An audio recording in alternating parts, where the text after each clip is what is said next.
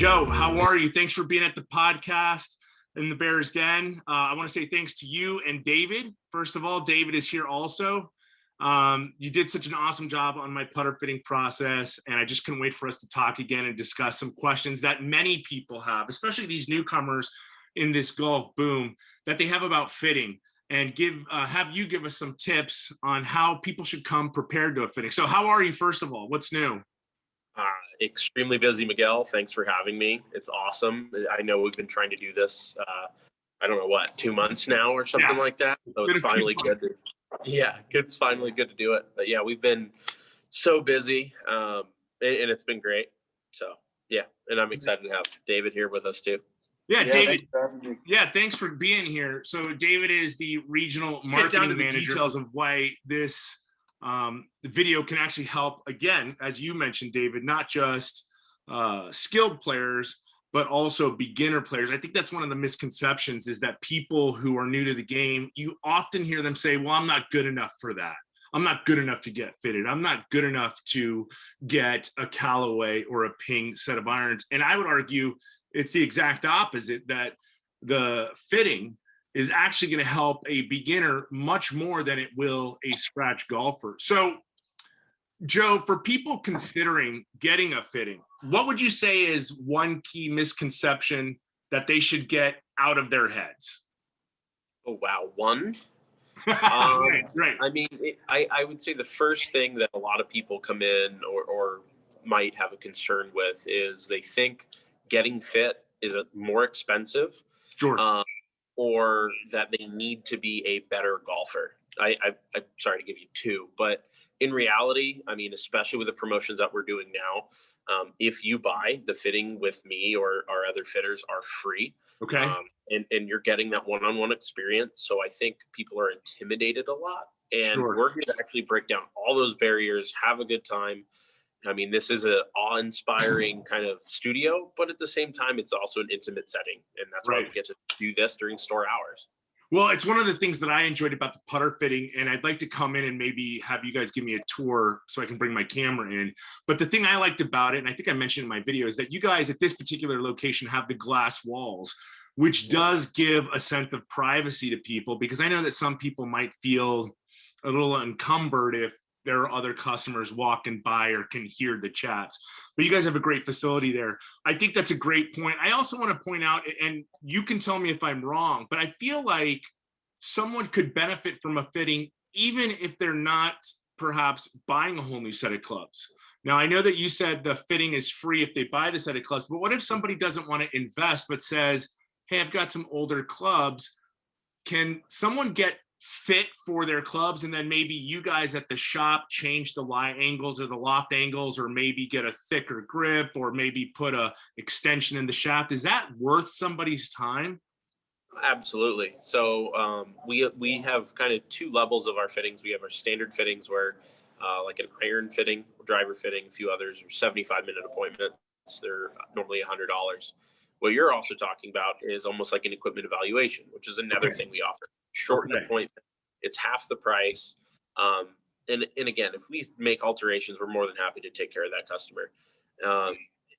It's also kind of like looking, hey, maybe it's not time for your first suit as a young man, as you're growing up. You have dad's jacket. Well, you can bring it into a tailor. They take your measurements and they just alter it and make it work. Because guess what? In 3 months, you might be 2 inches taller. And now, all right, cool, we have to get you a jacket. I love that analogy. I love that analogy. And as we've been talking about these young people getting in the game, that's a perfect analogy, because I started out with my dad's blades, and I'm taller than my dad, right? So yeah, unfortunately, I did too. It's a little painful. Yeah, well, they were Ben Hogan Apex blades, and he still has them, and they're gorgeous to look at. But I like what you said there. So thank you for sharing that, because again, there are youngsters out there who are buying used clubs that were made for an adult, and they can come in and have you guys, I wrote it down, equipment evaluation. So I'm glad we talked about that. Absolutely. Let's move on to this one. So for some players, a certain look for a club is their preferred goal.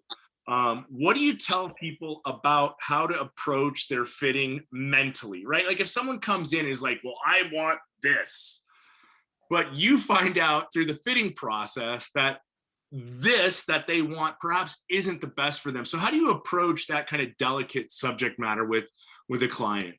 That's a tough one. But when we go through a fitting, it's really good conversation, and a lot of it is kind of how we start this. It's an interview. It's discussing what's good, what's bad, what are your performance goals, and you know what? Give them what they want to hit first. Sure. They're going to figure out real quick, like, okay, like maybe I can swallow my pride here a little bit. I'm not going to hand them something that they're scared to look at or Right. think is ugly. We're going to get them in the middle, right? Sure. At work. I'm not Right. here to say, oh, like you only want to play Hogan Blades.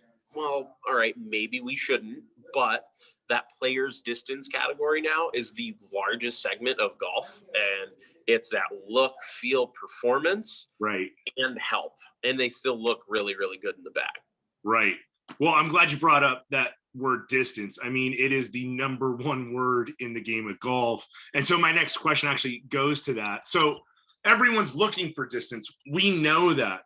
How does, and this might get a little technical for our fans, but that's okay, because that's kind of where we need to be. But I know you're very good at breaking it down with analogies and helping people understand. So if everybody's looking for distance, how does a fitting help achieve that for a player that comes into you? Like, how does someone who come in and says to you, well, I'm only hitting my 7-iron, 130 yards. I really want to hit 160-yard 7-iron.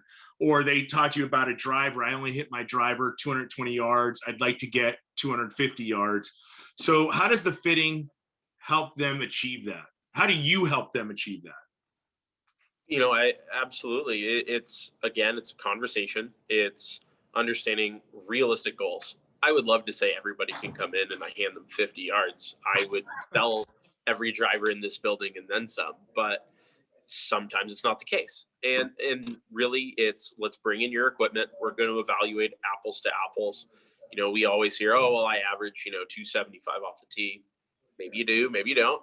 So let's bring you in here in my vacuum on TrackMan. We're going to hit your driver. We're going to let you get warmed up. We're going to evaluate your best shots and go, all right, here's what's good. Here's what's bad. Here's where the room for improvement is. And then go chase that until your arms fall off, basically. Like, let's go exhaust every option that you want to try and get that distance if that's your goal. Right, right. And so when you say exhaust and stuff like that, what are the things, the metrics? David used the word metrics when he referred to you helping someone.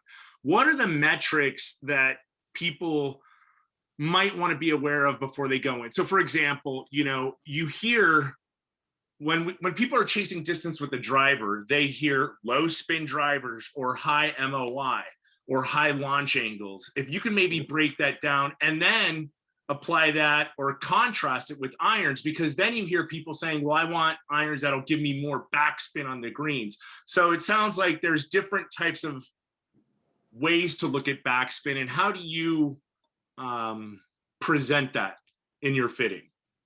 Absolutely. So when I go through my fittings, when I have you kind of get warm and establish the baseline, whether it be an iron fitting or a driver fitting, all the numbers are displayed on the screen. And I know we're going to kind of plug this later, and I can send you a snapshot for stuff for your viewers. Excuse me. But I'll go through the bottom row of our data, and we work left to right, and we just kind of go, all right, here's what we're going to be focusing on today, whether it's your club head speed, swing speed, same thing. The ball speed is extremely important. Like you mentioned, launch angles, spin rate, carry distance, total distance, landing angles, extremely important. And we break that down, and I use, like you said, analogies all the time. I talk about people throwing a baseball and trying to understand, like, if we want to make it efficient, it's not necessarily trying to make a baseball get there as fast as possible. It's about taking maybe a high path and trajectory that carries even further. Right. And we have a conversation with both. So the other part of it is also exhausting the options. And you know what? Maybe you're only a Callaway guy. Great. I'll fit you to the best Callaway product I can. Right. But like David mentioned, I mean, there's a lot of really good stuff out there. Tons of new launches. Sure. I'll maximize the best thing in Callaway for you and go, hey, let's grab a TaylorMade, a Ping, a Mizuno. Let's try and beat it. Maybe there's something else that you just hit better. And then, like the fancy background here, I've got hundreds of shafts to choose from. Let's pick one that works best for you. Right. And that's where your expertise comes in, because when I went into that studio and I saw that gorgeous background, I was like, I wouldn't know where to begin, right? And I'm not going to sit there and crank 65 different shafts, but you have the ability to narrow it down a lot quicker. You see somebody hit some shots in the driving range there, and you can start looking based on the numbers and narrow down the choices. And so you're kind of curating a list of shafts and heads and designs that's going to help this customer. And that's what I think is brilliant about the fitting. So we've talked a lot about distance. So, I mean, I love distance. I'm a relatively long hitter. I hit 275, Joe. Okay, for reals. All right. Don't doubt me on this. Hey, I believe it when I see it. I'll believe it when I see it. I'm coming in to prove it. So, but here's what I want to get at, though.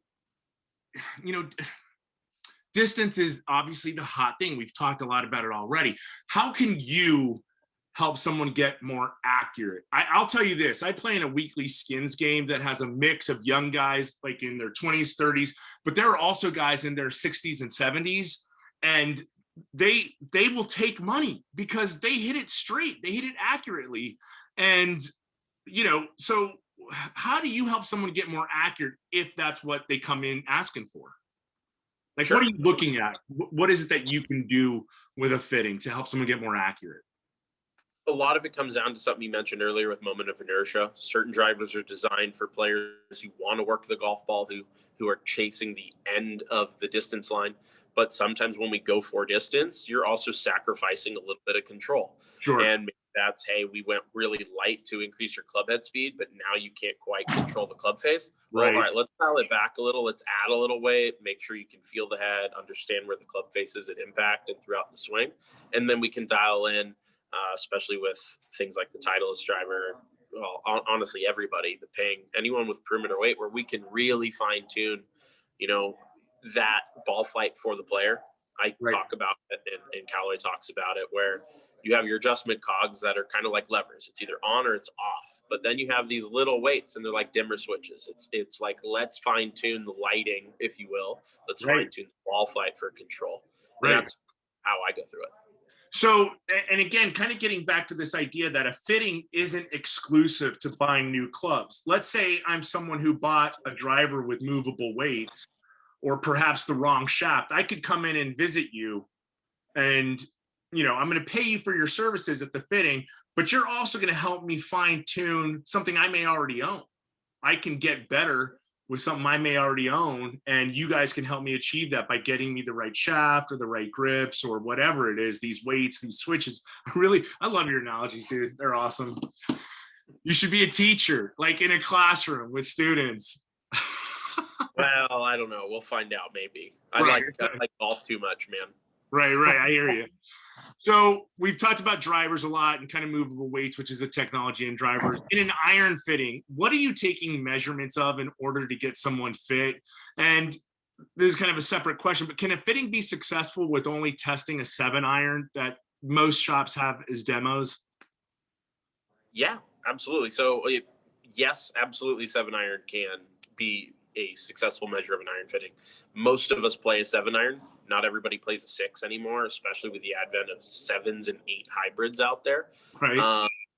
You know, we're going away from 3s and 4s and 5-irons like crazy. And you look at mixes on the wall now, and you'll see 6 through, gap wedge, and even sand wedge included. So that's one. Right. But in terms of fitting people for irons, a lot of it has to do with their centerness of contact. So I don't really take static measurements anymore. I've just done it long enough where I may not care, so to speak, about, I don't need to see your wrist to floor is exactly 36.5 inches. Because of TrackMan and other technology that we get to use, I can just see where you're making contact on the club face. I take a look at your posture, like maybe this guy's too close to it, maybe he's too far away. You know, you're a little taller, maybe you look really bent over and uncomfortable. I can already know, like, all right, let's go long and see if you're still able to strike the center of the club face. So when you say long, are you talking about the shaft? Yeah, total club length. Okay. So yeah, and if I just see you more comfortable and go, all right, this guy's making a better strike at it, it's more consistent, you're going to hit better golf shots. Sure. So, and you have that with all those shafts, you have the opportunity to have someone try a longer shaft or a shorter shaft because you can just swap them in and out. Correct. Yeah. And I we'll give you a little piece of nugget. We are going towards Club Connects and irons very soon. So hopefully we're kind of in there March, April, and that's going to give us even more options with more shafts to choose from and more length options. So I'm excited about that. What is that called? Sorry? What did you say that was called? Club Connects. So all of these guys are Club Connects now and driver right behind me. Okay. But Club Connects is going to let us go. The same purpose of this is just universal instead of having a TaylorMade only and a Ping only and Cleveland and Callaway and all these other brands. We're just going to have a huge stockpile of shafts. So now I have a bigger selection and more length selection in every single vendor. That's awesome. So I don't know if David, you want to jump in here as kind of the marketing guy. So the question I'm about to ask kind of refers to some of the marketing that's out there. And maybe it's not even something you put out there, but some people misconstrue. Some people think that PGA Tour Superstore fittings are super expensive, but I've also heard say, nah, they're free. You just go in and they give them to you. Are there differences in what you guys are offering when people come into the shop? Yeah, so great question. Really the answer is we offer a number of different type of fittings, right?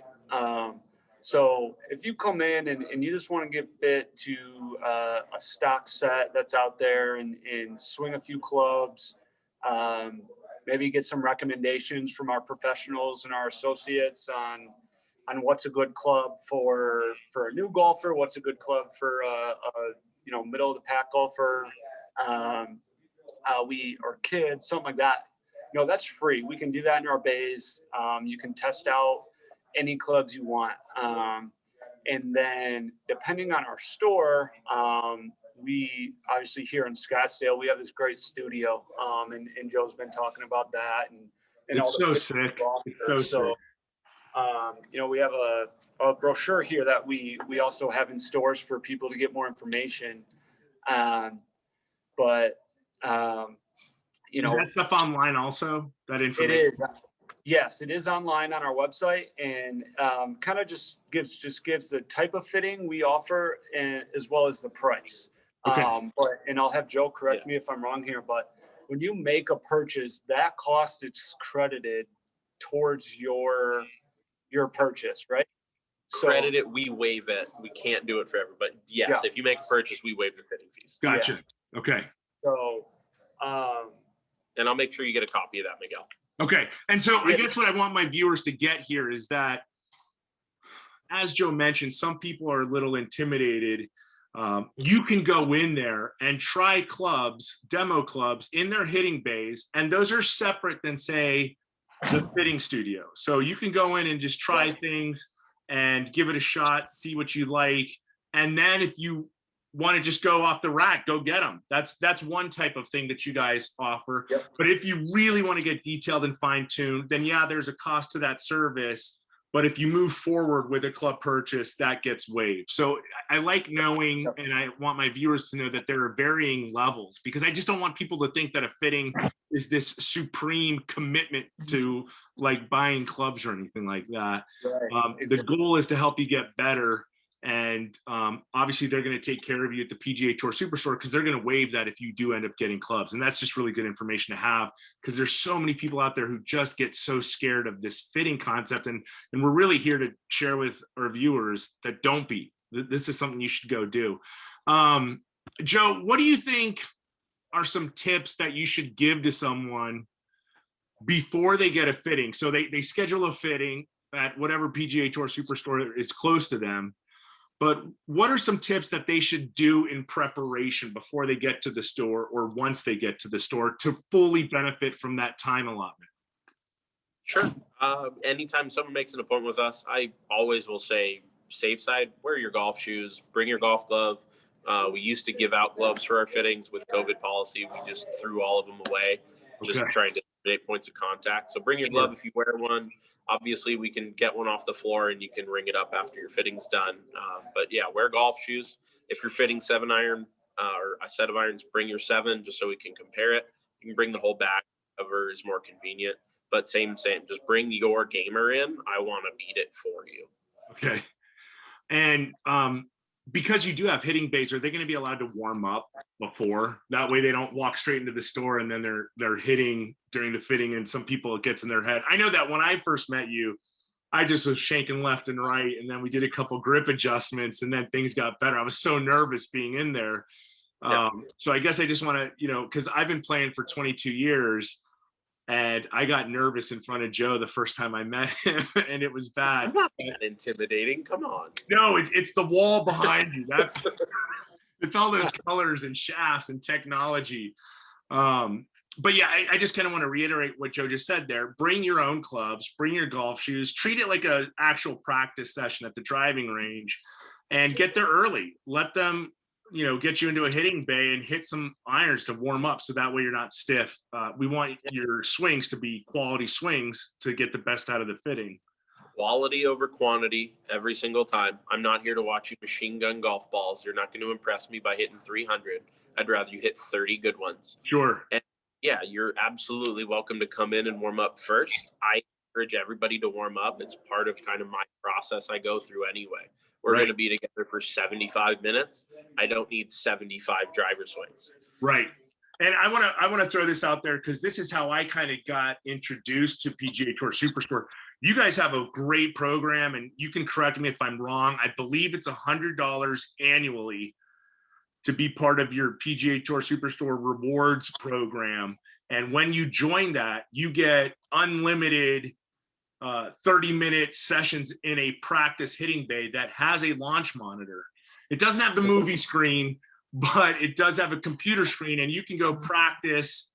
And I mean, I use it all the time, especially here in the desert, during the summer. I don't want to be standing under the sun for 115 degrees for 2 hours. So I go hit some practice sessions. So just throwing that out there for my viewers, PGA Tour Superstore, you can practice indoors with a launch monitor during the winter or the brutal summers, and you can start getting your numbers and helping yourself. And that way you're really prepared and warmed up for that fitting. Let's see here. Let's see. And you don't have to be a member to use those either. They're $10 for 30 minutes if you don't want to buy the membership. Right. That's right. I forgot about that. You can just pay per use like you would at a driving range. You've mentioned this. It seems like some players have this brand or specific model loyalty, or that they want, or they saw somebody in their club championship hit, and you just expressed it, that you might be able to find something cheaper, but you're going to give them the ability to find what's best regardless, and then let them decide. 100%. It's data driven. And once we have equal, okay, go ahead and pick what looks better, what sounds better, what feels better, what's priced better. I'm not here to sell you anything. I'm here to fit you and use data to assist you to make that buying decision. Okay. And I'm really glad you said that, because I think that's one of the things that people get scared of, right? They think that if you've invested time in them, that you're pushing something. And Joe just said it himself. And I can assure you that is the case with my experience at PGA Tour Superstore. They are, as we talked about at the beginning of this podcast, they are here to help you. They are growing the game by informing players what is available, 1, 2, what might be best for you, and 3, if you're like, hey, I can't do it, all right, at least we helped inform you. Now you're more aware. So I think you guys are doing great work there. I'm essentially kind of out of questions. I mean, you have been so pinpoint and succinct in your delivery that I don't know what else to do. So do you have any kind of parting thoughts for the viewers on this topic of fitting? I don't really have anything other than go get fit. And even if it's not us, go get fit. Right. It's not, don't be scared of it. You're hitting golf balls at the end of the day. We've all hit a bad one. We've all hit good ones. You're not here to impress anybody. You're here to get help. So go get it. And if that's competition or us, hopefully us, that's what I want you to go and do, and hope all of your viewers do. Well, Joe and David, thank you so much. I really appreciate your time. It's been a pleasure meeting you guys and working with you guys. I hope we can continue this. We've got some other topics that you and I have already discussed that we want to look into. If there's nothing else that you guys got to say, by the way, what's in that special box behind you with the little crown? Thank you. I totally forgot. These are those really, really, really limited edition Ricky Fowler irons. So speaking of someone who's like what the biggest advocate for junior golf, has like orange color suits following him in droves. Hopefully we get some crowds back. Yeah, Ricky Fowler, Cobra, limited edition irons. We have 3 sets. 3. And that's okay, at the there's Shea 500 store. All right. Say it again. There's only what? There's 500 made. Okay, that's it. I didn't know 500. that. So yeah, we got 3 sets here. Unfortunately, I'm not letting anybody hit them because you touch it, you buy it kind of deal. Right. But yeah, they're super special. I would open the box. It's kind of hard to tuck behind me, but it's autographed by Ricky. The irons are all wrapped in plastic. They are gorgeous copper irons. They're $2,500, right? Yes. $2,500 a set. And that's a limited set, and it's signed by Ricky. That's incredible. That's awesome. Yeah, they're really cool. Like half of the guys in the building are like, oh, like taking pictures with them and stuff. Like they're all art for equipment, so it's awesome. Right. Well, do me a favor. Shoot me a picture so I can superimpose it into this screen. Deal. You got it. I'll send it over. Awesome. Well, guys, thank you again so much. I appreciate your time. Looking forward to working with you guys again on other topics to help our viewers understand more about the game of golf and the equipment that goes along with it. You guys have been great. I appreciate it. Take care. Thank you very much, Miguel. Thanks, Pleasure. Miguel. Thanks for and all having your us. viewers too. Yeah, thanks for watching, guys.